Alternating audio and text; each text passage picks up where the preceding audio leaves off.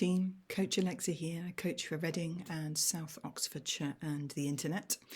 I wanted to touch on the remaining bits of human anatomy that are slightly less related to running, but are still, a core part of how we run and how our bodies move, and that is our arms.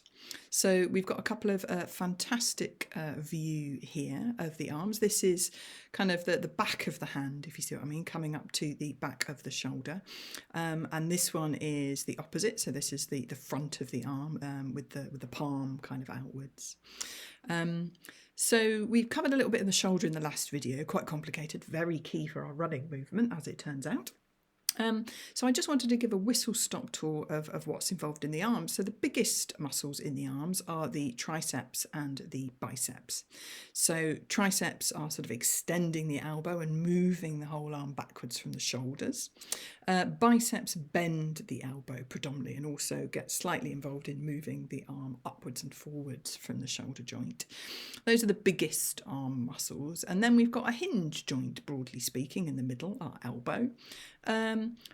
It's not too dissimilar, weirdly, from our legs, right? So we've got a joint at the top, either the hip or the shoulder, that moves in a whole myriad of different directions.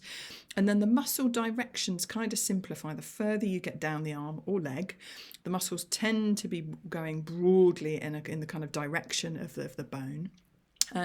Because they're controlling a lot of the movement in the feet, so a lot of these deeper muscles in the forearm are actually controlling the movement of our wrists and our fingers. We've got a similar set of muscles that control the smaller movements actually in the hand, like we do in the feet. Lots of tendons and ligaments kind of holding everything in place. So it's useful to know we also have one large bone in the upper arm and then two smaller bones in the lower arm, in the same way as I say we do to the legs, and that enables us to rotate our wrist. So we can our wrist has got quite a lot of movement. It can draw circles, it can rotate from side to side, it can bend and straighten, and that's allowed by all of these different muscles, but also the fact that we've got two bones in our forearm so they can rotate over each other.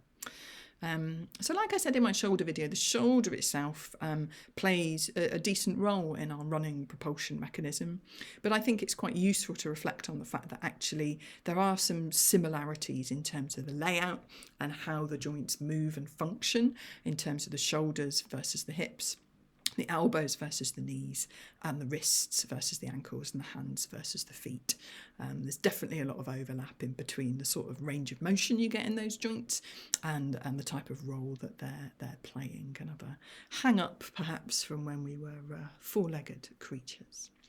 I hope that's useful. Happy running.